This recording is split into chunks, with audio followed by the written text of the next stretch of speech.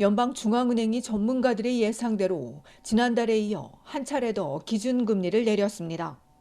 추가 금리에 대한 기대도 나왔습니다. 오늘 중은은 기준금리를 현행 4.75%에서 0.25%포인트 낮춰 4.5%로 인하한다고 발표했습니다. 오늘 오전 티프 맥클렘 중은 총재는 인플레이션이 목표치인 2%에 가까워질 것이란 확신이 점점 더 커지고 고용시장 침체와 경제 상황이 약화될 것으로 보이기 때문에 금리를 낮추기로 했다고 밝혔습니다. 경기 둔화 위험에 더 큰 비중을 두고 있는 것으로 해석됩니다. 이와 동시에 주택시장의 불균형과 일부 경제 분야에선 가격 상승 압박도 여전하다고 덧붙였습니다. 중은은 추가 금리 인하도 시사했습니다.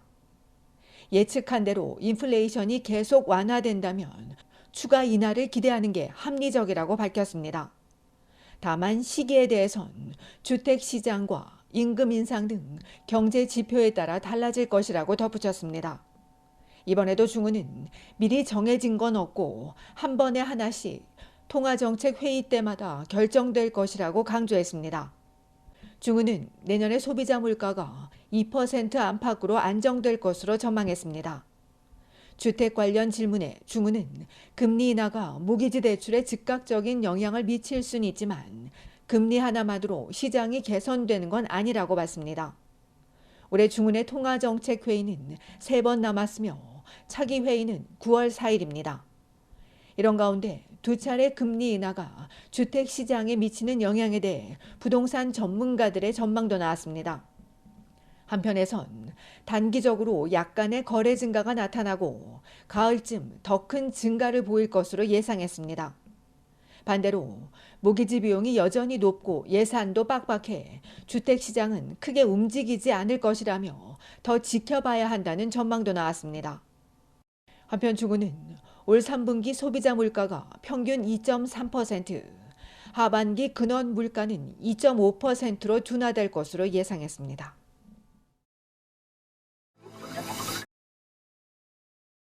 브리티시 컬럼비아주 밴쿠버에서 강력 사건이 잇따르며 시민들의 불안이 커지고 있습니다. 지난 월요일 밤 9시 40분 넬슨과 그랜빌 스트릿에서 33세 남성이 등을 찔렸고 이어 데이비 스트릿에서 41세 남성이 부상당했으며 9시 52분엔 그랜빌 스트릿 근처에서 32세 남성이 또다시 피해를 입었습니다. 이번 사건과 관련해 용의자 한 명을 붙잡은 경찰은 가해자와 피해자가 모르는 사이로 보인다며 구체적인 범행 동기를 조사 중이라고 전했습니다. 켄신 밴쿠버 시장은 깊은 우려를 드러내고 피해자 가족들을 위로했습니다. 심 시장은 잉글리시 베이 인근에서 여성 2명의 시신이 발견된 데 이어 또 충격적인 사건이 벌어졌다며 두 사건이 관련은 없지만 우리 사회를 뒤흔들고 있다고 지적했습니다. 이딴 강력 사건에 시민들의 불안이 커지면서 안전대책 마련 요구가 높아지는 가운데 일요일과 월요일 발견된 여성 사망 사건과 관련해 경찰은 사인을 조사하고 두 사건이 연관됐는지도 함께 수사 중이라고 밝혔습니다.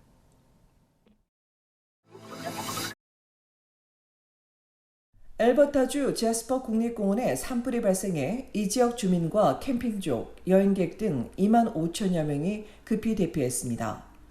긴급 대피령이 내려진 월요일 밤 제스퍼시엔 주민 5천여 명과 방문객 5천여 명이 있었고 제스퍼 국립공원 안엔 1만 5천여 명의 방문객들이 있었습니다.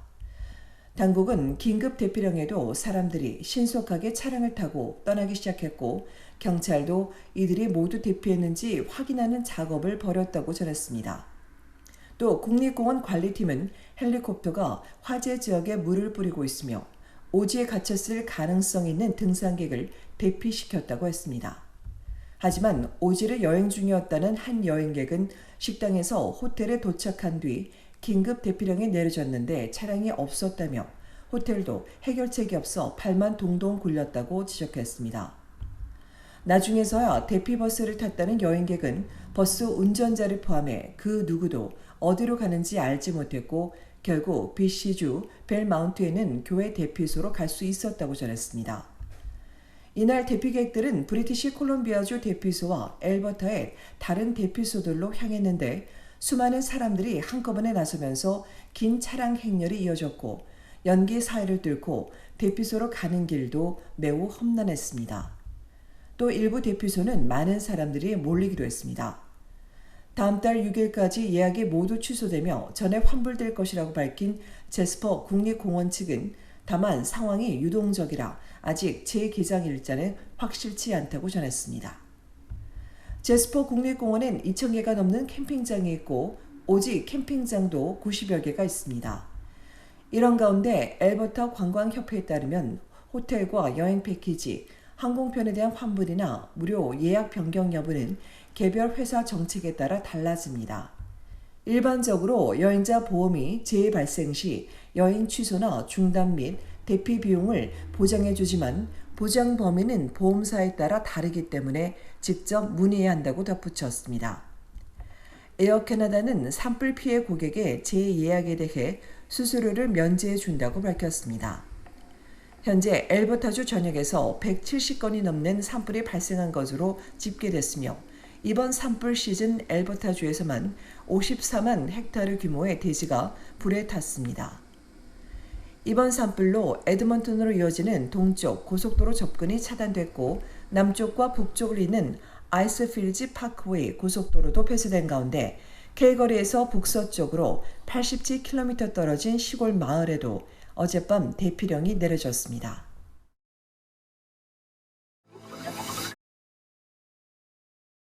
비자 발급 없이 여권만으로 입국할 수 있는 세계 여권 지수에서 한국이 3위를 기록했습니다.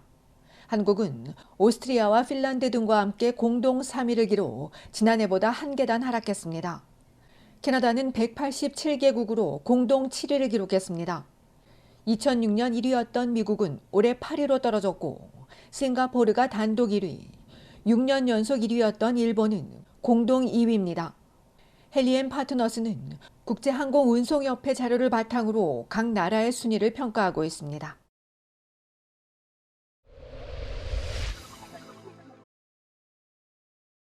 밤사이 온타리오주 스카브로에서 총격 사건이 발생해 4명의 사상자가 발생했습니다.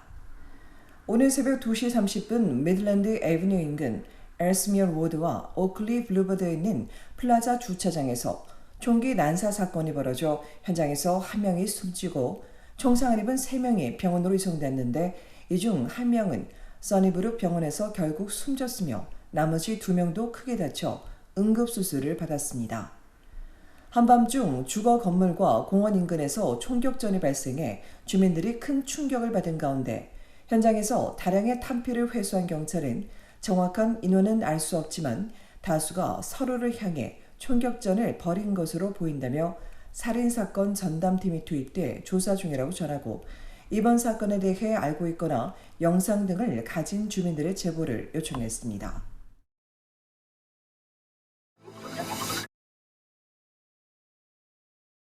온타리오주 토론토 경찰이 놀속에서 발생한 뺑소니 추정 사고를 조사하고 있습니다. 경찰에 따르면 어제 오후 6시경 영스트리트과 셰퍼드 애비뉴 남쪽 플로렌스 애비뉴에서 보행자를 친 SUV 차량이 영스트리트 남쪽 방면으로 달아났습니다. 피해자는 다행히 경상에 그쳤으며 경찰이 정확한 사고 경위를 조사하는 한편 녹색의 SUV 차량과 운전자를 추적하고 있다고 전했습니다. 한편 앞서 지난 일요일 놀수역 가정집에서 발생한 흉기 피살 사건과 관련해 경찰은 81세 얼릭 밀러 씨가 피해자이고 남성이 범인이라며 가정 내 불화가 원인일 것으로 보고 수사 중이라고 밝혔습니다.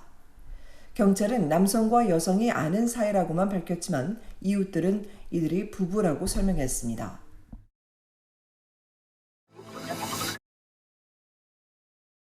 지난 도쿄올림픽 여자 축구에서 금메달을 획득했던 캐나다가 상대팀을 몰래 염탐하다가 적발돼 공개 망신을 당했습니다. 지난주 금요일과 월요일 2차례에 걸쳐 뉴질랜드 팀의 훈련을 드론으로 촬영해 정보 수집을 하던 캐나다 국가대표팀 관계자들이 이 모습을 목격한 뉴질랜드 관계자의 신고를 받은 경찰에게 현장에서 체포됐습니다. 이에 뉴질랜드에 사과하고 사태 파악에 나선 캐나다 올림픽위원회는 대표팀 코치와 분석가를 올림픽 대표팀에서 제외시킨 뒤 캐나다로 돌려보냈으며 여자 축구팀 감독은 내일 있을 뉴질랜드와의 올림픽 첫 경기엔 참석하지 않기로 했다고 발표했습니다. 이어 캐나다 축구팀 관계자들에게 윤리 교육이 진행될 것으로 알려진 가운데 국제올림픽위원회에 공식 항의한 뉴질랜드 국가대표팀은 올림픽의 청렴성과 공정성을 지키기 위해 최선을 다하고 있는데 올림픽 개막을 앞두고 이런 사건의 발생에 큰 충격을 받았다고 밝혔습니다.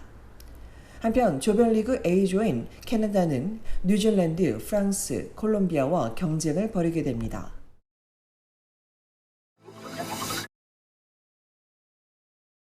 앞으로 캐나다에서도 모국의 엄마가 만든 김치를 받아볼 수 있게 됩니다. 지금까진 지역이나 시기적 재앙, 항공사 등의 문제로 인해 동절기 미국과 일본에 대해서만 해외 김치 항공 운송 서비스가 제공됐지만 이 서비스를 해외 동포가 많은 캐나다와 호주로 확대함에 따라 이달부터 캐나다 한인 동포들도 모국 부모님의 김치를 받을 수 있게 됐습니다. 이는 기획재정부의 2024년 하반기 공공기관 대국민 체감형 서비스 개선 방안의 일환으로 정부는 운영기간도 제한을 없애 하절기를 포함해 1년 내내 배송받을 수 있도록 했으며 대한항공, 아시아나항공 등 국적기와 먼저 합의한 뒤 외항사로 범위를 확대해 나갈 계획입니다.